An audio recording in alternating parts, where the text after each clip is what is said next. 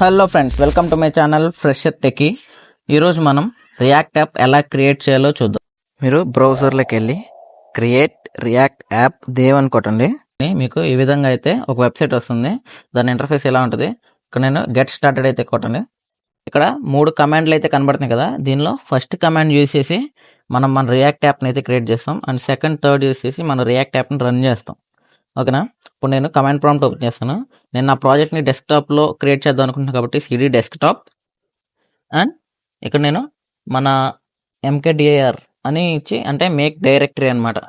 నేను మన ఫోల్డర్ పేరు ఇస్తున్నాను. నా ఫోల్డర్ నేమ్తో ఒక డైరెక్టరీ అనేది మన డెస్క్టాప్ మీద క్రియేట్ అవుతుంది. సో నేను రియాక్ట్ సిరీస్ అన్న ఫోల్డర్ క్రియేట్ చేశాను. దానిలో నేను రియాక్ట్ యాప్ క్రియేట్ చేయాలనుకుంటున్నాను కాబట్టి సిడి రియాక్ట్ సిరీస్. అందులో నేను ఇప్పుడు కోడ్, దీన్ని విజువల్ స్టూడియో కోడ్లో ఓపెన్ చేస్తున్నాను. చూసారు కదా, కోడ్ అని రన్ చేయగానే మనకి విజువల్ స్టూడియో కోడ్ అయితే ఓపెన్ అవుతుంది.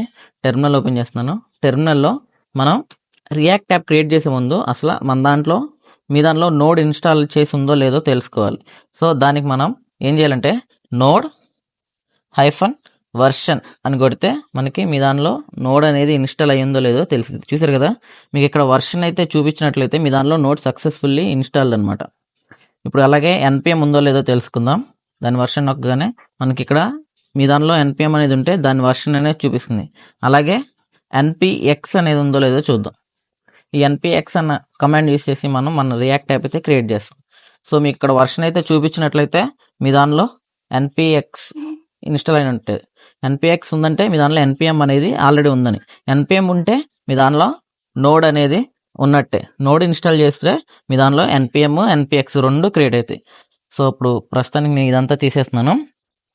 ఇప్పుడు మన ప్రాజెక్ట్ క్రియేట్ చేయాలంటే అక్కడ కమాండ్ చూస్తున్నారు కదా, NPX create react app and మన అప్లికేషన్ నేమ్ అయితే ఇవ్వాలి. ఇక్కడ గుర్తుపెట్టుకోండి, మన అప్లికేషన్ నేమ్ అనేది అన్ని స్మాల్ లెటర్స్లోనే ఉండాలి. ఇక్కడ నేను ఫస్ట్ రియాక్ట్ యాప్ అని ఇస్తున్నాను. ఫస్ట్ రియాక్ట్ యాప్, చూసారు కదా, అన్నీ మనకి స్మాల్లోనే ఉండాలి. ఒక్కటి క్యాపిటల్ లెటర్ వచ్చినా మనకి యాప్ అయితే క్రియేట్ అవ్వదు, ఎర్రర్ అయితే చూపిస్తుంది.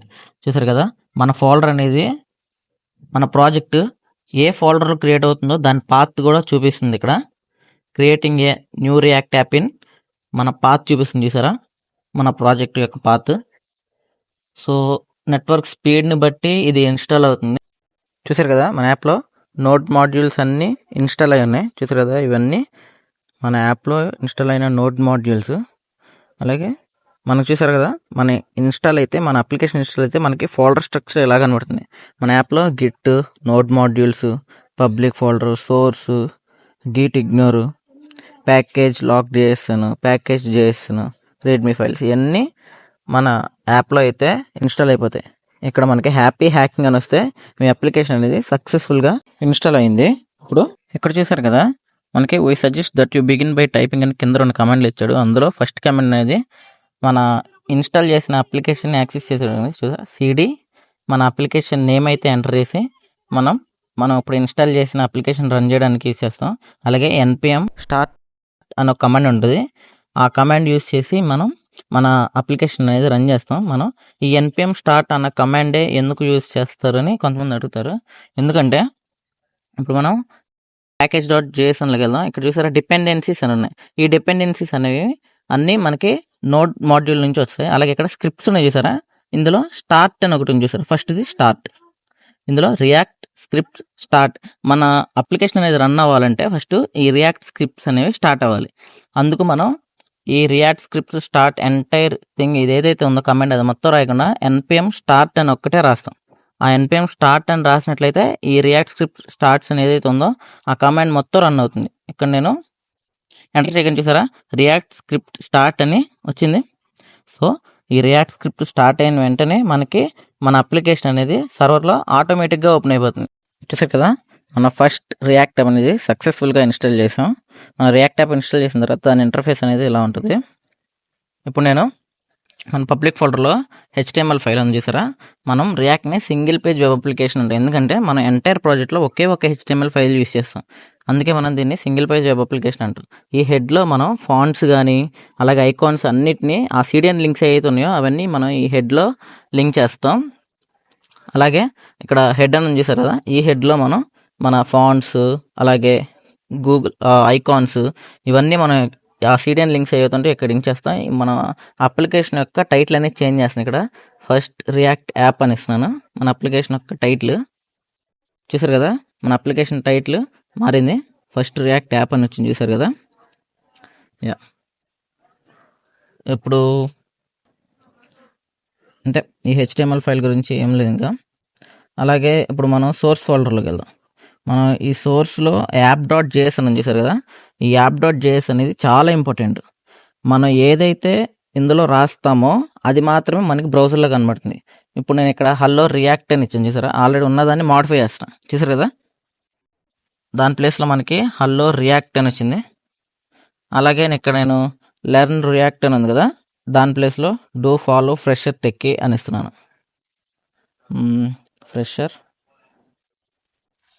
యా, చూసారు కదా, మనకి డూ ఫాలో ఫ్రెషర్ టెక్కీ అయితే వచ్చింది.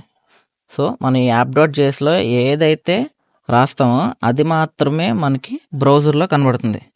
మీరు అది కాకుండా మీరు ఫోల్డర్స్ క్రియేట్ చేసిన ఎన్ని JS ఫైల్స్ క్రియేట్ చేసి దానిలో ఎంత కోడ్ రాసినా అది మీకు అయితే బ్రౌజర్లో కనబడదు.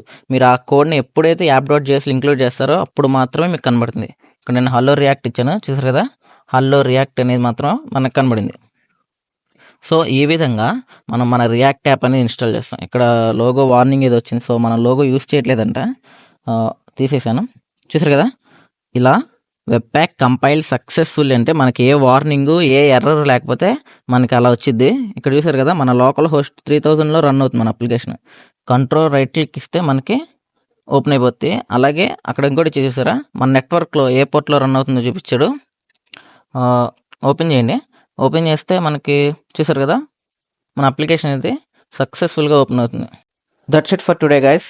నెక్స్ట్ వీడియో నుండి మరిన్ని టాపిక్స్ అయితే నేర్చుకుందాం. Please subscribe to my channel.